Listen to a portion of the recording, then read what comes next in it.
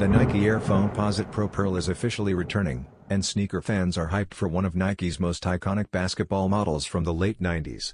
Originally released in 1997, this pair became famous on and off the court thanks to NBA stars like Ray Allen and Tim Duncan, and its memorable appearance in Spike Lee's He Got Game. Across multiple retros, 2002, 2009, 2010, and 2015, each version came with slight changes, from champagne-tinted uppers to brighter white finishes.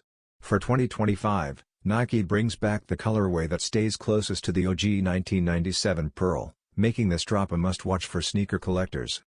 Releasing on Black Friday November 28, 2025, through SNKRS and select retailers, the pair is priced at $240. As sneakerheads eye the Black Cat Jordan 4 for Black Friday, the return of the Pearl Foamposite stands out as one of the most anticipated retro comebacks of the year.